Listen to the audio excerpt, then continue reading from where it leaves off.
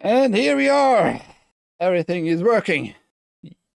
Welcome, my name is Ike. This is Switzerland.playit with TAGN, the angry game news every day, 10 a.m. Eastern. On this channel, Switzerland.playit on Rumble, YouTube, Kick, and Twitch. Although I'm still waiting for the big uprise on the other platforms beside Rumble. I have the main attraction today is not really news. It's an article. It's more like an opinion-based thing.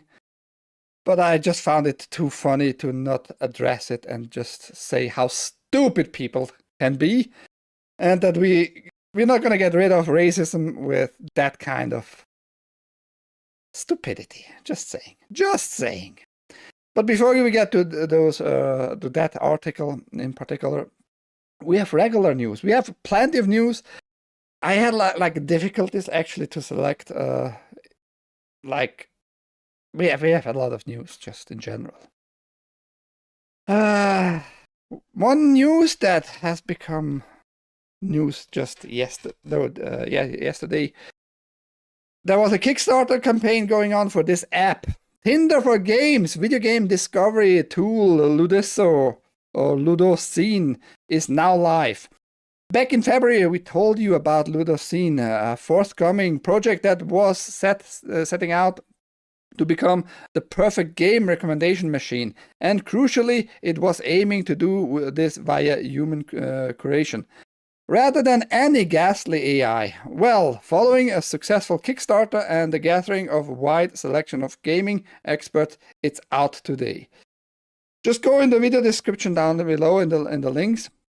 You will have access to this article and also to the website itself. I tested out quickly this app, and it supposedly should give you like a selection of games you don't know yet, but you most likely are gonna enjoy, based on other like experts, whoever those experts might be. They're gonna give you like recommendation that this and that game is similar, and you might like it because of my expertise and what you put into your loved bracket there, you know. Best way to see if it works for you is just to try it out. I wanted to point it out, and yeah, go try it out later on. Stay here for now. Ahoy, BMO. With the milk truck there. So next is a story that I'm glad, because people seem to enjoy this movie so far. It's gonna be out for the regular people today or very soon. I don't even know exactly. Weapons director had a whole different cast for the horror movie before the Hollywood strikes, but Pedro Pascal's scheduling conflicts threw them into turmoil. I had to recast the entire movie. So this movie was scheduled, or they tried to schedule with Pedro Pascal, and I think it's a good thing he was not available for this role in this movie. Now you got Josh Brolin, Thanos from the Marvel movies, or I enjoyed his Amazon show, Outer Range. Some time travel involved and all that. Besides the Indian lesbian chick, the show is really good actually. And his old movie, Old Boy, which is a refilm or a reboot of the Japanese Old Boy. Weapons director Zach Cregger has revealed that he originally had a completely different cast in mind for the film, including Man of the Hour Pedro Pascal. I had a whole different cast for this movie, Cregger told Entertainment Weekly, and then we had the strike, and then Pedro Pascal's schedule threw us into turmoil. I had to recast the entire movie. SAG-AFTRA, the Hollywood Actors Union, went on strike from July to November 2023, halting production across the industry for nearly 4 months.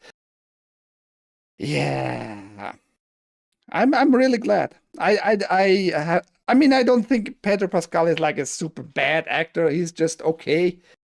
He's not like the horrible actor. He can play if he is into the role and all that. But you see him in the past 2-3 years, like in all major movies, pretty much. In every third Hollywood movie, he is. You see Pedro Pascal somewhere. Oh, Godzilla. There can only be one. Craig's follow-up to 2022 surprise hit Barbarian follows the aftermath of the peculiar incident that shakes a community to its core when all but one child in an elementary school class runs off in the middle of the night for reasons unknown. That's about Weapons, the movie. That's just the movie called Weapons. The movie is a hit with critics and currently has a perfect score of 100% on Rotten Tomatoes. It's not true, it's went down a little bit, 95 now. With our own Weapons review praising the movie's stellar ensemble cast and compelling mystery that keep you hooked to the bloody end. I'm not looking forward to this movie, I don't care too much, but it seems to be received very well. So I don't like Julia Garner, which plays the female leader role. She just doesn't look good, in my opinion. But that's me. But yeah, we can be happy for the strikes. Otherwise, this movie would have maybe bombed. Maybe you just got a gay score of 75 instead of 95 on Rotten Tomatoes. Are you going to watch that movie? Fuck off, Pedro. Bimo doesn't like Pedro. I mean, I don't blame him. This news is not about the game itself, it's more about the whole round thing here. PS5 Pro will upgrade and enhance this week's Mafia: The Old Country. 2K and Hangar 13 have finally confirmed Mafia: The Old Country will have official PS5 Pro support when it launches this Friday. The title's social media account says the PS5 Pro will offer higher dynamic resolution in both quality and performance modes, VRR support and 120Hz TV display support.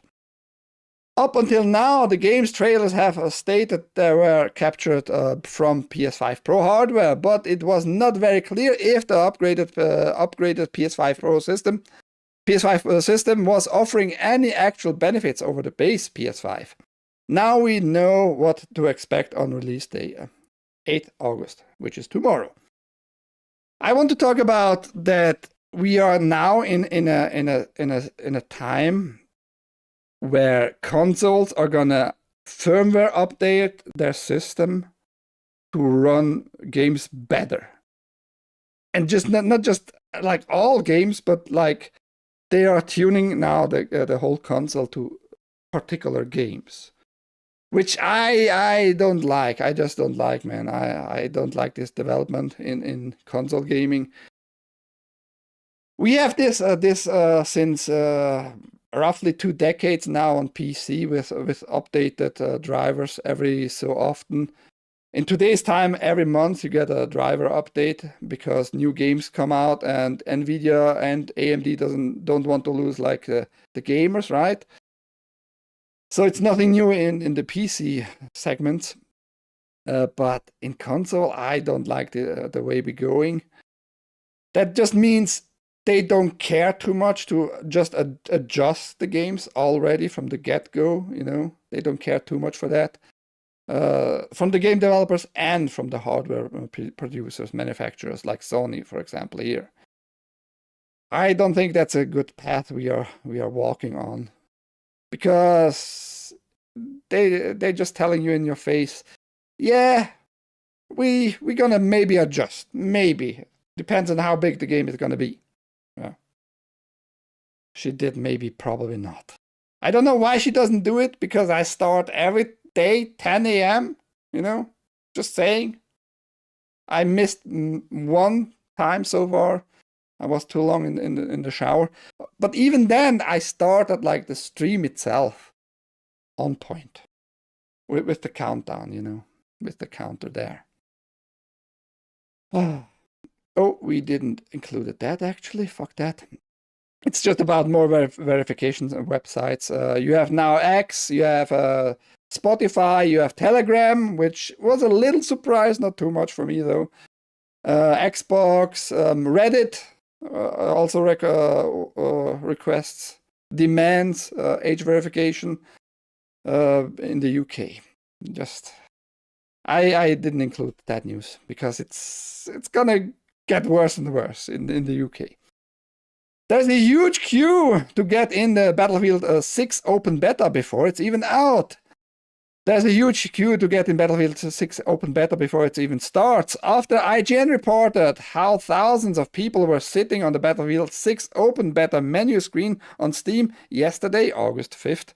Today, just hours before the open beta launches for those with early access, EA has had to trigger the kind of queue systems we are used to see with PC MMOs. And while this article was written, you see this screenshot, it was 22,880 in the queue. It went up to later on to 250,000 people in the queue waiting to get into the game, which is a crazy amount. Not super surprising though, but it's a crazy amount, and maybe EA didn't expect that people finally want another Battlefield, a good Battlefield without skins and all that shit.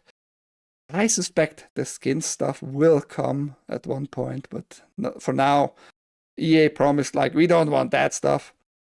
But EA also wants 100 million players. Don't forget that. I reported on that a few weeks ago. They want 100 million players globally. In what time period, what time frame, we don't know exactly when they expected 100 million players. Like in the first year, in total, over 10 years, whatever.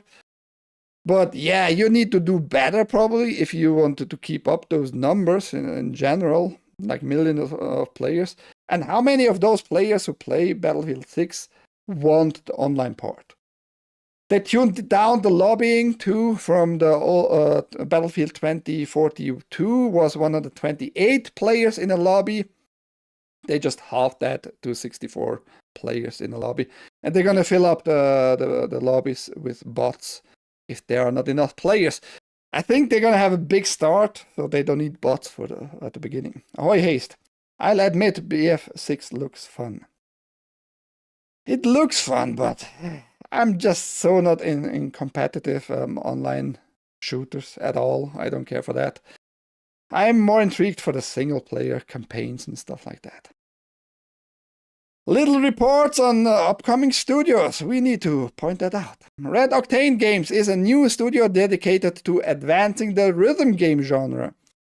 Red Octane Games, a studio dedicated to rhythm games, has officially launched with its first title to be announced later this year. Founded by seasoned developers from the rhythm gaming world who have worked on Guitar Hero and DJ Hero alongside new talent, Red Octane Games is focused solely on advancing the rhythm game genre while combining the past with the future.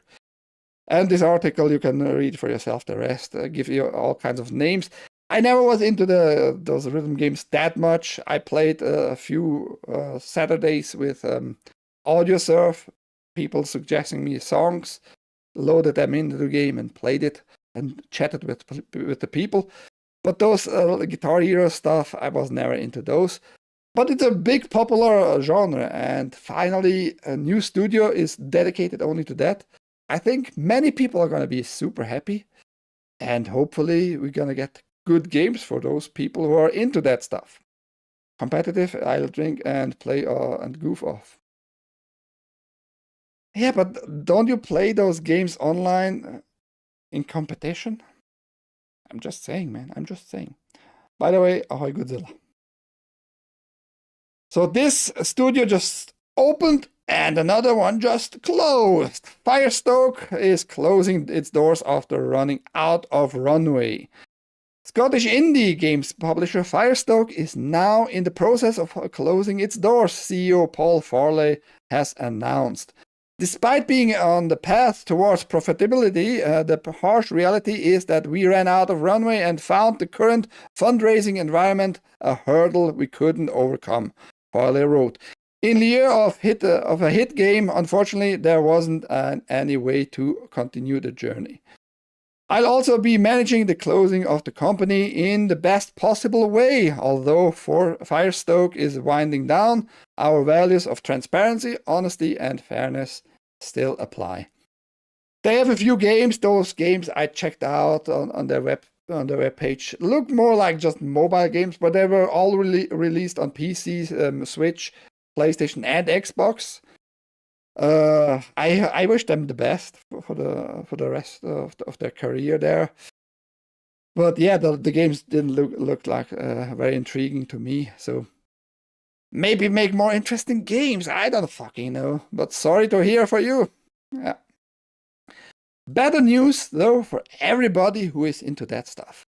VGHF adds complete digital archive of classic video game magazine.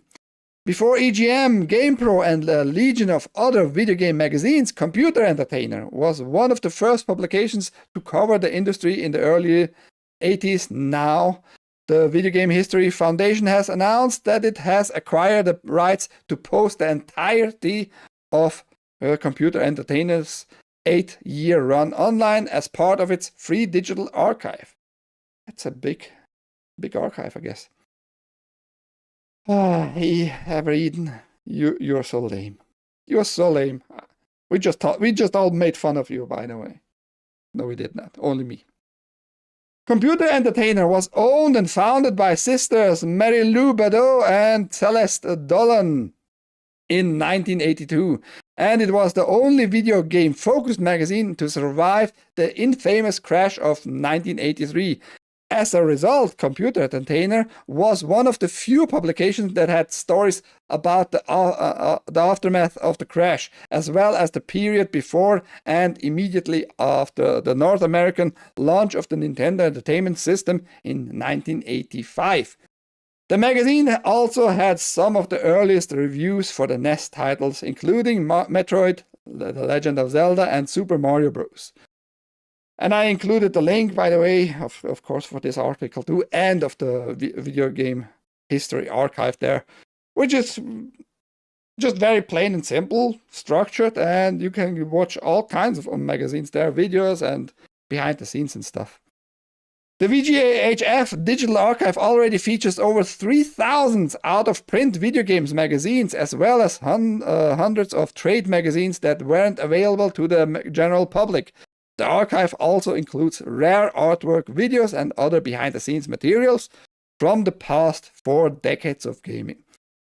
I think I heard at one point in my life about this Video Game History Foundation stuff.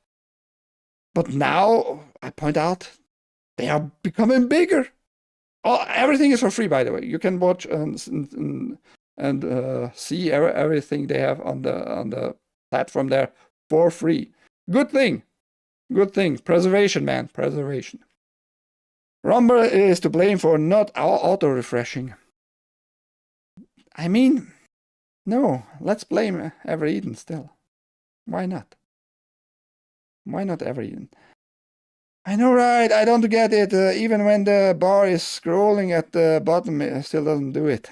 On the Crowder, etc. sometimes. Well, don't watch Crowder. Very, very plain and simple. Every day the same time, Evereden. Every day the same time. Just go to my channel. You're already there. You're already there. Just keep in mind, on that hour, back, refresh, you're gonna be good to go. Women. That was the big news kind of yesterday and the day before, sort of.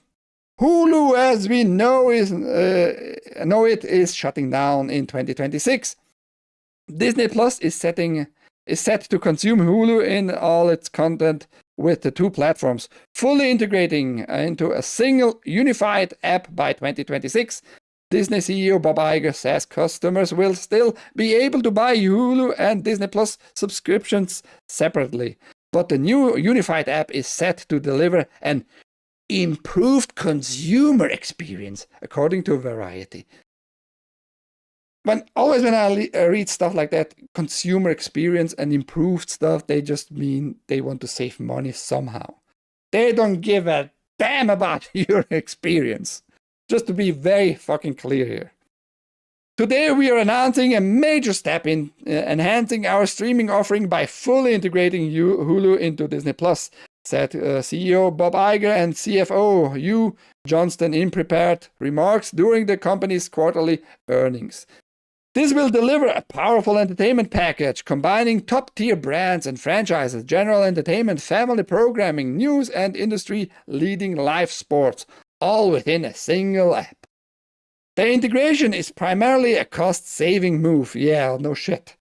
Consolidating both services onto a single tech platform to cut ad expenses and open new promotional opportunities through one unified app following the success of the Disney Plus and Hulu bundle. It's still pretty bold to see the once kid-centric Disney Plus integrate shows like Snowfall into its platform, although the streamer has done away with the PG label some time ago with shows like Andor and Daredevil Born Again. Haven't seen Andor, I haven't seen Born Again yet. Do you see titties in Andor? No? Then what are you telling me here? Nothing new, really. Yeah, I mean, some people, I guess, are being pissed now. Oh, now I'm supporting Disney. Oh, they didn't know, probably. Hulu is owned by Disney for quite some time now. So it's nothing new. You're just going to have like everything in one app. Do you prefer that or not? Doesn't matter. You're going to give the money to the same overall company, Disney. It's nothing is changing for them, really. They're going to save money. For you, you're going to have the same prices, I assume.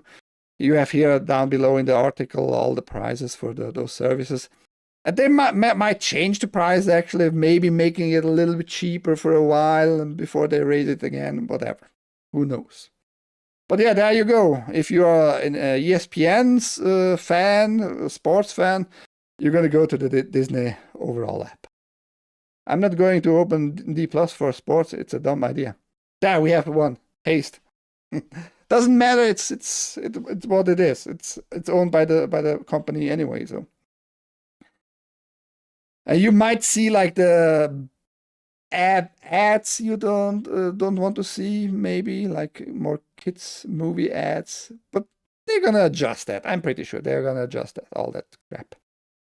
Disney is just trying to bump their numbers on D+. Probably they're going to report on that, and they're not going to mention that Hulu lost all the numbers. Hard to say at this point. We have to wait like for the next financial report for the same time period, you know. I agree, very stupid. I do stream ESPN and Fox Sports, but none of the other stuff. Yeah, you're going to have just this app. Oh, we are already here? I went a little bit quick over all of that shit, didn't I? Let's go first to other news then. Rumored Sekiro Shadows Die Twice anime just got a lot more real. Rumors of an anime based on Sekiro Shadows Die Twice have been floating around for at least a couple of years, but new evidence suggests that the project is very much real. As spotted by Reset Era user Weston, gigantic Japanese conglomerate Kodokawa, From Software's primary owner, appears to have registered a web domain for the supposed show, aptly listed as Sekiro Anime JP. The registration of such a domain often suggests that an official announcement is coming soon. I never played the game. It looks very good, but I'm not super into Souls-like games, and Sekiro is one of the hardest Souls-like games. I tried, for example, another samurai Souls-like game, Nioh. And Nioh 2, didn't enjoy them too much. But now you're going to get an anime. When and how and if at all, we don't know. But yeah, it's pretty evident. Securing a domain like that, probably you're going to publish an anime very soon. And the setting works perfectly fine. Just a regular, good action-driven anime right there. Neo has hard bosses. Yeah, WWE fans aren't happy. They're gonna forget. They're gonna forget in a half a year. Oi, naughty! They're all gonna forget. Like I said, it doesn't matter. If you have the mindset of, oh, now I'm gonna give money to Disney, you forgot or didn't know prior to that. They can't fuse just companies just like that if it wasn't owned already. So how the app will change, though, we don't know yet. We're gonna see, though. And you still can just pay only Hulu. Just like the article mentioned. Little record set, kind of. Not super, but yeah. New numbers. PS5 shipments top 80.3 million. PlayStation 5 has shipped 80.3 million units worldwide. Sony announced in its fiscal results for the 3 months ended June 30th, 2025. A total of 2.5 million PlayStation 5 units were shipped during the 3 months ended June 30th, 2025, which is up 0.1 million from the same period the previous fiscal year. Here are a couple of additional statistics which are interesting in general. There are 123 million monthly active users on PlayStation Network as of June 30th, 2025, which is up 7 million from the 116 million active users during the same period the previous fiscal year. Now, that doesn't say those are like paid subscription, but it's quite substantial number, 123 million active users. You can be active just going online, I assume. If like only 80% of those are paying subscriptions, though, Sony is making a buck here and there. PlayStation 5 and PlayStation 4 software combined sold 65.9 million units during the 3 months ended June 30th, 2025, which is up to 12.3 million from the 53.6 million software sold during the same period the previous fiscal year, which is about 22-23%. So that's big up there in 1 year, the same period. Pretty crazy, actually. 6.9 million units were first-party titles, which is up 0.9 million from the 6 million units sold during the same period previous fiscal year. Almost 1 million units first-party games. Sony, I think, is doing well. We don't know all the numbers like dollar-wise, but it seems they are not doing too shabby there. We're not too shabby. More Sony news. Now this news is kind of funny because Sony lost a lot of money on the previous similar-ish game, Concord, that is. Now they're trying to mitigate like losses and all that shit. I don't think this game is going to be successful. Sony CFO says Marathon is expected to release before March, and Bungie's independence is getting lighter. If they're going to allow crossplay with PC games, I don't really want the PS Plus subscription. Yeah, some games have that though. Especially, I think Helldivers 2 is probably cross-playing with Xbox in the near future. How bad is that for you, Haste? I don't know. In a Q&A session following the company's latest financial results, Sony executives were asked about the current state of Marathon following the shooter's official delay and whether it was factored into Sony's forecast for the current fiscal year. The caller also asked for an update on the management of Bungie, as well as what Sony would do in the worst case scenario if Marathon was to be cancelled outright. So the caller just, I think, wanted to point out about Concord, kind of, because Concord cost supposedly $200 million to develop with the marketing and all that crap. And in not even 2 weeks, Concord was pulled off, which is pretty much canceling it right away, right? Insanely. And if that's maybe going to happen to this game, Marathon. And again, this game looks so not fun. Look at this. By those stills we get alone, it looks so lame in general. Like those androids with those... I have zero appeal from this game, man. First about Marathon, how we factored in the forecast. We expect the launch to happen within the fiscal year, she replied. But having said that, this is not commitment. No official announcement has been given yet. We are now doing modifications in the development, and based on the progress in the autumn time frame, we believe we can communicate when we can launch Marathon, either from Bungie or PlayStation. Already suggesting Bungie might disappear in the near future. About the governance of Bungie, at the time of the acquisition, we were offering a very independent environment, so that was one way of thinking. However, thereafter, we have gone through structural reform, as we announced last year. So this independence is getting lighter, and Bungie is shifting into a role which is becoming more part of PlayStation Studios and integration in proceeding. So in the long term, if you can see this as an ongoing process, the direction for Bungie is to become part of PlayStation Studios. So we might see like layoffs. We probably already had layoffs after this disaster trailer, not looking good, not looking appealing to people at all. People are not super interested. And the whole debacle, if you don't forget, please don't forget. They just use artwork without the consent, without asking, without any monetary compensation to the artist. They just used it in the trailer, in the whole game actually. That's why they have to delay it. They have to take all that shit artwork out again from the game.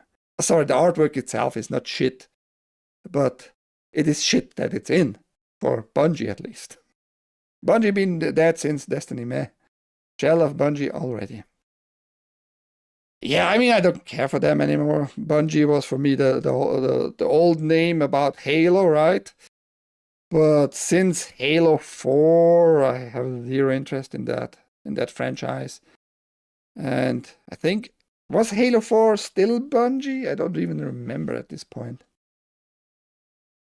Now we talked a little bit about that. I briefly mentioned it, that in one movie they showed, like at the end, this movie, the artwork in the movie, shall not be used for your AI training. Jurassic World Rebirth Studio Universal Picture is cracking down on AI in a big way, with a warning threatening legal action at the end of all its new movies. Universal Picture is continuing its crackdown on generative AI with new messaging threatening legal actions against anyone who uses its movie to train AI systems at the end of all its new movies. The legal warning says Universal movies may not be used to train AI. May not. Yeah, may not, or maybe it will be. Maybe people are just not going to ask you for your permission there. Just saying. And appears during the end credits of its releases. This motion picture is protected under the laws of the United States and other countries. The warning reads, unauthorized duplication, distribution, or exhibition may result in civil liability and criminal persecution. prosecution. I mean, this is an old saying, pretty much. That's nothing new. But they just added now, it may not be used to train AI. I don't know if you legally can prevent that in any way, shape, or form. Just like if you would try to tell people, don't use my text to train your AI. You see where I'm coming from, I hope. How are you going to prevent it? How are you going to legally prosecute people about that? How are you going to go on with that? Hard to say. I think you're going to have zero success, actually. Because when I can see it, so can the AI see it, in the sense seeing, right? You just can put it in the AI can scan through and maybe learn from it. I don't think they're going to have success. How about you? Wasn't Halo 4.3? Yeah, might be. I thought at least up to 3 was Bungie, right? Maybe not. Maybe not. Maybe I remember that wrong. Halo game. Let's find out. Maybe they just renamed at one point. I don't remember either. Halo Studios, previously 313 Industries, blah, blah, blah.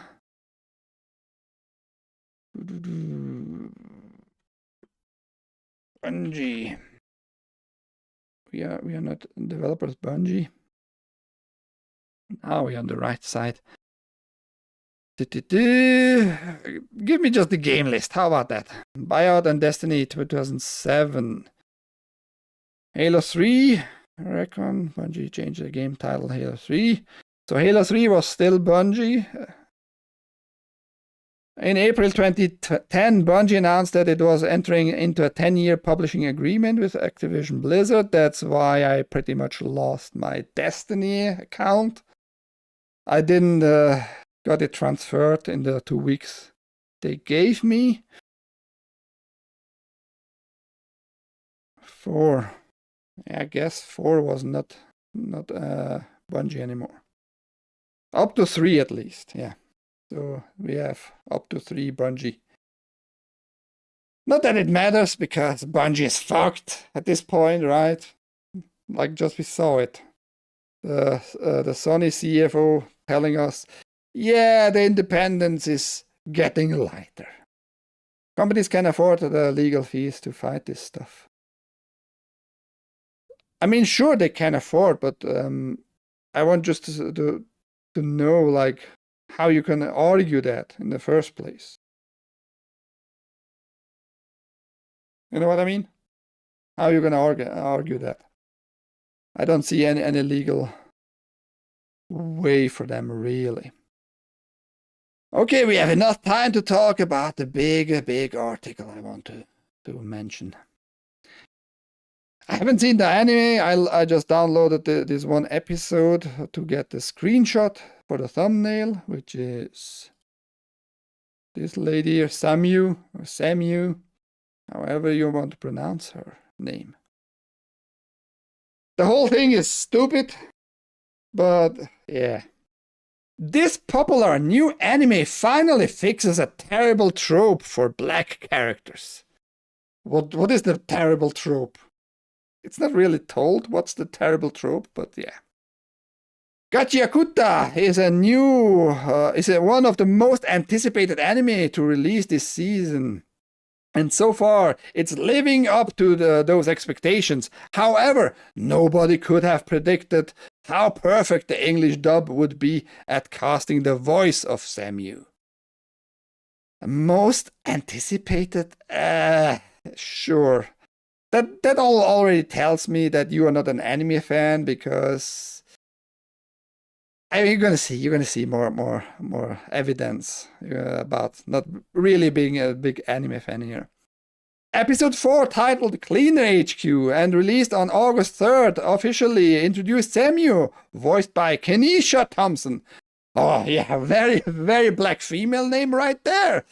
Isn't that fucking great? Finally, we get representation. Never ever before in an anime, a black voice actor was voicing a black character. That never happened. But finally, I'm surprised it's not another sister, Shaniqua, or whatever, right? A receptionist at the janitor headquarters who also serves as a sponsor giver, evaluating each potential recruit before they can officially join. And here you just have a little insight into the anime, what it is about. Characters with dark skin are usually passed off as tan in the world of anime, but Samuel is unmistakably black, and the delivery by her voice actress confirms it. I can shake my head like too much sideways. But you know what I mean, right? Black characters in anime and even games are typically depicted as either overly stereotypical or whitewashed to the point of being completely devoid of any cultural influence. Overly stereotypical. What you're doing with the whole article is like praising the stereotypical behavior in the characters. You're so stupid. Whoever wrote, we know who wrote it. It's this Isaac Rose guy being super proud that finally, somebody got to voice a black character and he's black too. Retards, man, retards. Characters like Usopp in One Piece started with darker skin tones, then lightened over time, while more famous tanned characters like UrhG in Bleach leans into feline traits rather than distinctly black features. That is an insane phrase if you just read it second time, by the way. What has the blackness to do with animals? What the fuck? It's UrhG is a female character. It's like an intel gathering character, a commander of a troop, an ex-commander of a troop, and can turn into a cat. It's like her ninja ability. She can like gather information about people and the Reapers in the Reaper world and all that shit. And it's just stupid to connect like the into feline traits with the black, distinctly black features. Makes zero fucking sense. The one has zero connections to her darker skin. And that's how she looks. That's her earliest appearance in episode 42 or something like that. She has more like this Arabian, this light dark skin, like in the northern Africa regions, more or less. Like this light dark skin.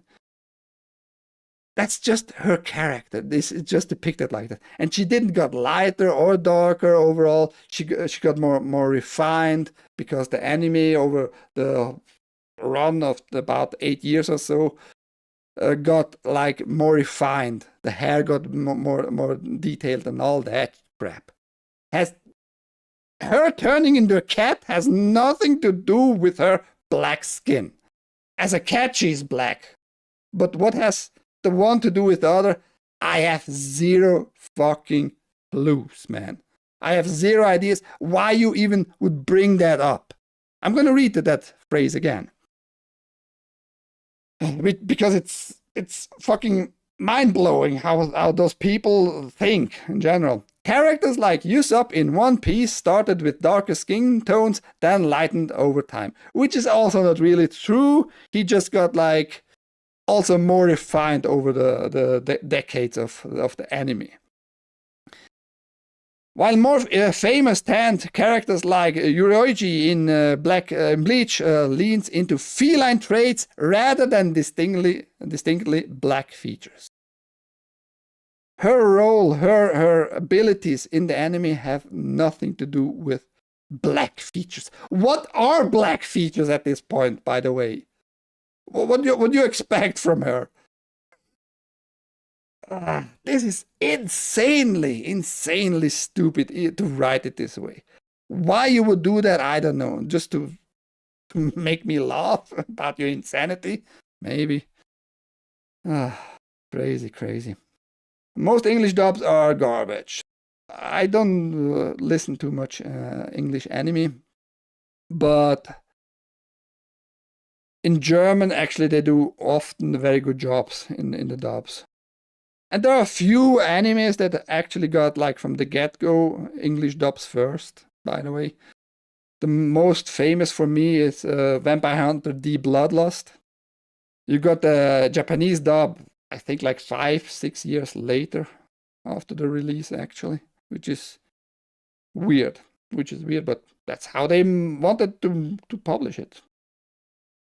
Most English dubs are garbage. Peace on Earth, right? Pokemon Hot Teacher Lady. I've watched a lot of Pokemon, but I don't remember any black characters there. Better assets. Yeah, doggo representation. I don't fucking know. However, Thompson delivers a black anime character who actually acts and sounds like a black person. What does that mean? You just told me 2 sentences before that, like they don't do stereotypical stuff enough or too much. And now she fits right into the role. The authenticity is in the cadence of her voice and how she decides to pronounce certain words. That's why I made the thumbnail with moniggerisms, because I heard this niggerisms, this word itself, by a black reverend or something like that. He was like pissed off at black people being displaying their niggerisms, whatever that might be, and he made examples like behaving like somebody who is a nigger in that sense, right? He really hated that itself, and he tells black people pretty much like, just be a normal human being. Just be a decent, normal human being, and don't do this niggerism, whatever that might be. But he just showed like examples in the video. So it makes no sense to me why you want that authenticity in your voice to pronounce certain words. It's just weird to me. You're not gonna get rid of fucking racism by praising that shit or demanding it even. It's just stupid to me. Like, yeah, we want to keep that culture. Why you call it culture in some sense? I also don't know. It's everything is weird in this article to me. But that's just how it is, I guess. And then blame like the white people why you see the blacks in those stereotypical like fashion. Why? Because you write such stupid, fucked up articles. That's why, probably. People can get rid of fucking racism because of such articles. It also doesn't hurt that Thompson perfectly conveys the sultry tone fans hoped Samu would have. What? Being black. Whatever that means, right? Just remember, Gachiakuta has a canon lesbian who's black, and she's also the coolest character in the series. Now you just learned something more. She's not only black, but she's BIPOC. Bisexual and black BIPOC. I mean, she might only like only girls. I don't know. I don't care. But that you point that out is again just showing me you have lost maybe your mind. I don't fucking know, man. Just weird to me. Sun and Moon is island setting, so there are basically Samoans influenced characters. Oh, okay. Really good series, and of course OG Brock. I have another character, by the way. I have 2 characters. Right of my head. Let's just show this. The original Yasuke, by the way, kind of Afro Samurai. Kind of a crazy anime. It's a fun anime. And who was the voice of our friend here? Samuel L. fucking motherfucking Jackson was the voice. So it's nothing new. A lot of black people voice black characters. Heck, even a black guy voices a very white guy in as a god, as a Greek god of war. Go look it up. Very surprising, right? And the other one, which of an anime I like a lot, is from Black Lagoon, Dutch. Very black, you know, very, very black. Also voiced by a black human being. So it's nothing too outstanding what you're trying to make here. Kenisha Thompson's VA performance of Semu in the Gachiakuta English dub is phenomenal, another wrote. She deserves all the flowers for both bringing the character to life and making the line delivery feel so natural. Natural black in the voice. I'm gonna have to watch this series in both dubs now. The inside of her palms are even colored correctly, a detail many animators don't highlight when creating black characters.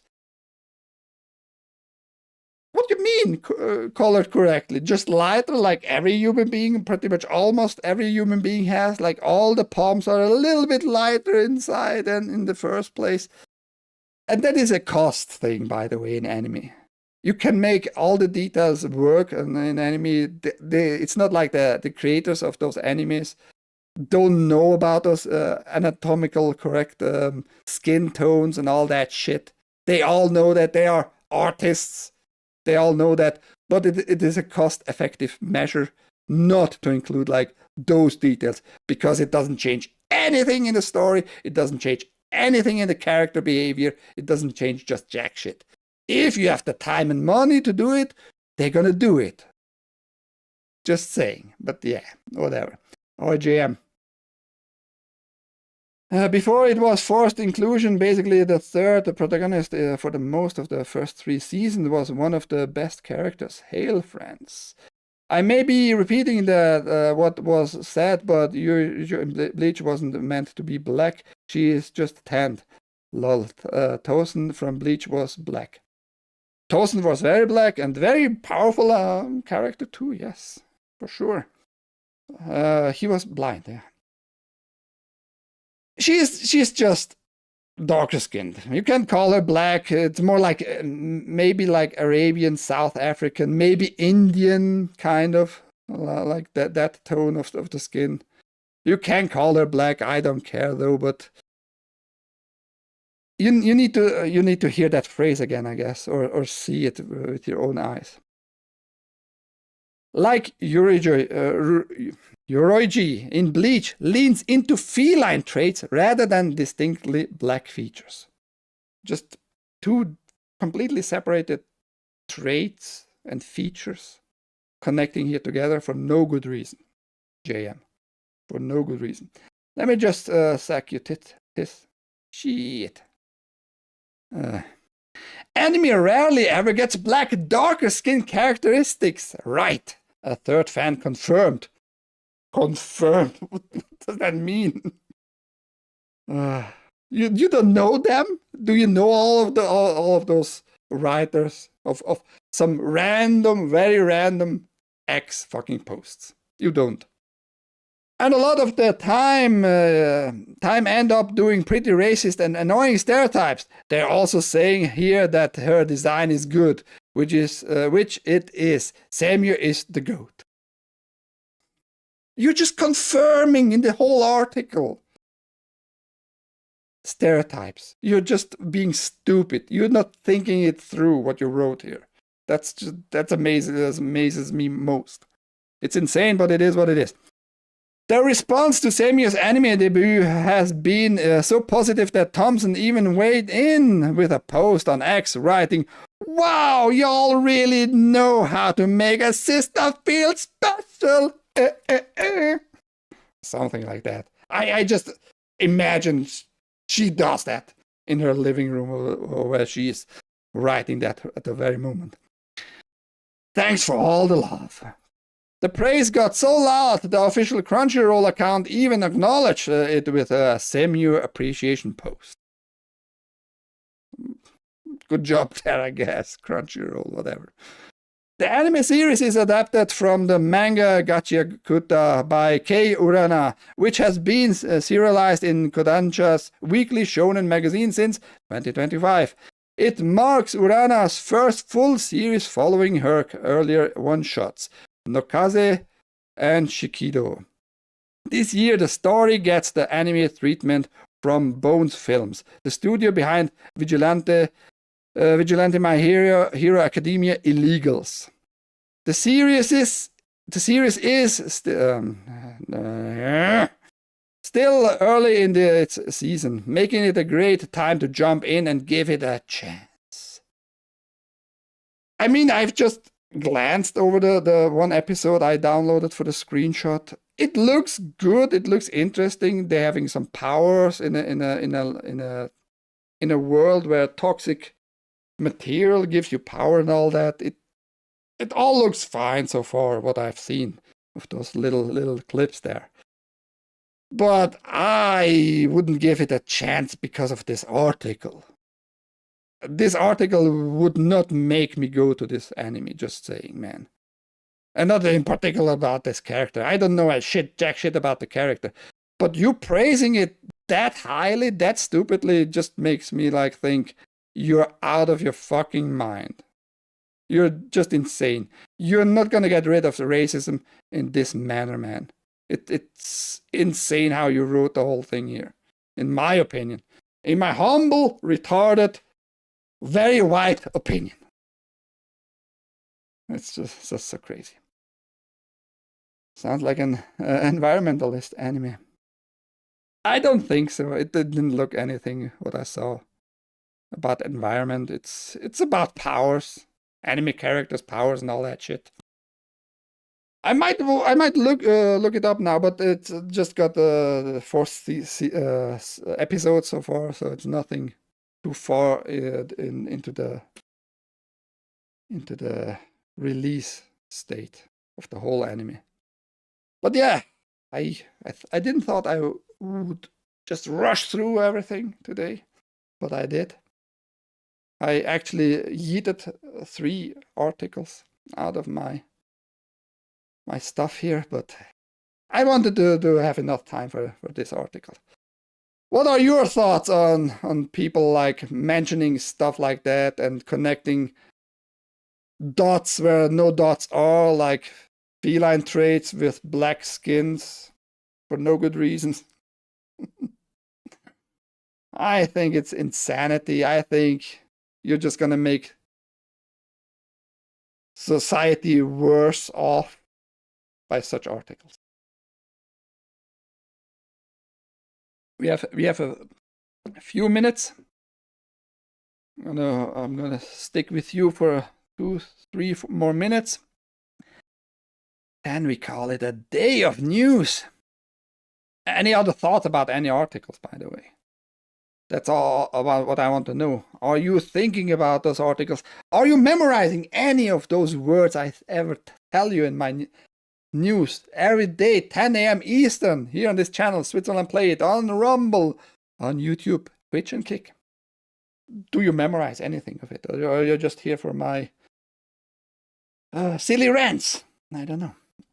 Article was written by a low IQ twat.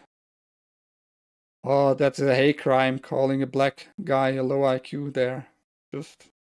Just want to point that out, man. Is he still talking? Who? Me? What do you mean?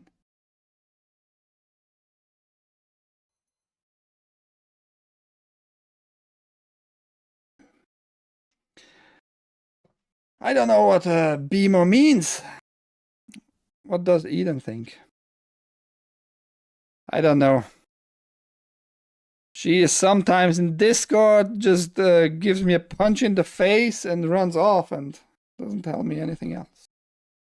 Anyhow, guys, I enjoyed your being around. I hope you have a great rest of your day, or morning, evening, wherever you are, right? My name is Ike. That was Switzerland.playit with TAGN, the Angry Game News, every day, 10 a.m. Eastern. I talk about video games, anime sometimes, like today, movies and regular TV shows and all that stuff. Till next time tomorrow. Bye